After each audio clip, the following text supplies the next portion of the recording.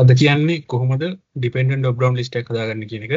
ඒ කියන්නේ අපිට මෙතන ඩිස්ට්‍රික්ට් එක තියෙනවා. ඒ ඩිස්ට්‍රික්ට් එකට අදාළ එම්ප්ලොයිව මෙතනට ගන්න ඕන නම් මේ ලිස්ට් එකෙන්. කියන්නේ මෙතන තියෙනවා ඩිස්ට්‍රික්ට් ලිස්ට් එක අපේ. ඒ ඩිස්ට්‍රික්ට් එකට අදාළ ඉන්න එම්ප්ලොයිස්ලා ඉන්නවා අපි මෙතන ලිස්ට් කරලා.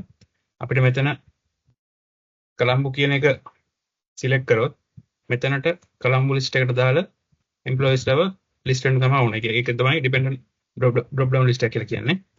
අපි බලමු එහෙනම් මේක හදාගන්නේ කොහොමද කියලා. මේකට ස්ටෙප් තුනක් තියෙනවා. පළවෙනි ස්ටෙප් එක තමයි අපි මේ data range වලට නමක් දී ගන්න ඕන. ඒ කියන්නේ කොලම්බෝ වල ඉන්න employees වල select කරලා යාට නමක් දෙන්න ඕන. goal වල ඉන්න employees වලට නමක් දෙන්න ඕන. ගම්පහ ඉන්න list එකට අපි නමක් දෙන්න ඕන. එහෙනම් පළවෙනි අපි කරන්නේ අදාළ නම් ටික තියෙන range එක select කරගන්නවා. සහ අපි තව ටිකක් ඉඩ තියා ගන්නවා. අපි ඊට පස්සේ හදිසියේ employees add වුණොත් arrow type කරන නිසා අපි තව අවශ්‍ය rows ප්‍රමාණයක් select කරගන්නවා. ඊට පස්සේ මෙතන තියෙනවා name box එක. මේකට කියන name box එක කියලා. ඒ name එකේ අපි දාගමු කොලම්බෝ කියලා. ඒ range එක අපි කොලම්බෝ කියලා type කරලා enter කරන්න. හරි. අපි ඒ range එක select නමක් දාගත්තා. ඊළඟ range එක අපි select කරගන්නවා.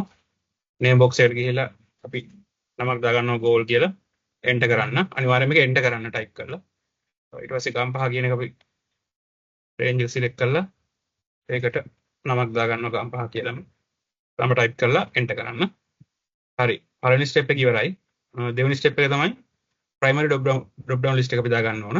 ඒකට අපිට drop down list එක අදාළ range එක select කරගන්න ඕන. ඊට පස්සේ හොයන data එතන data validation එකේ validation criteria එකට අපි list කියලා select කරන්න ඕන. ඊට පස්සේ අපි අදාළ list එක දෙනවා. ඒ කියන්නේ අපිට ඕන මෙතනට ඕන district list එක. එහෙනම් අපි district list එක select කරගන්නවා.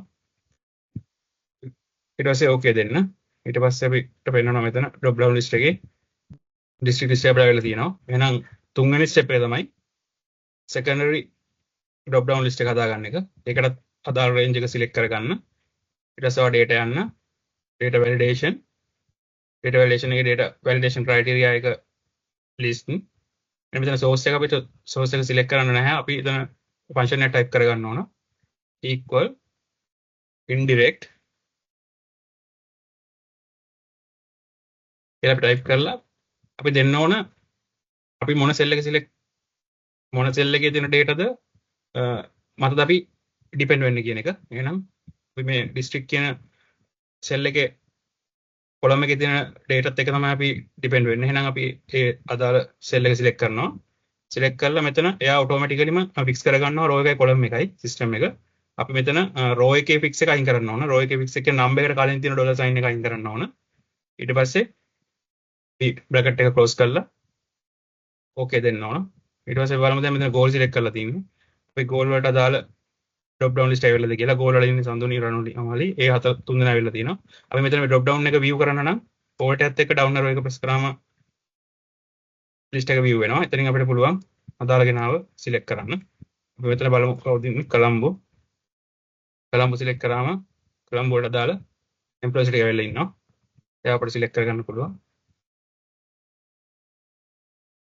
එහෙනම් මේ step තුනෙන් අපිට පුළුවන් dependent drop down list එකක් හදාගන්න.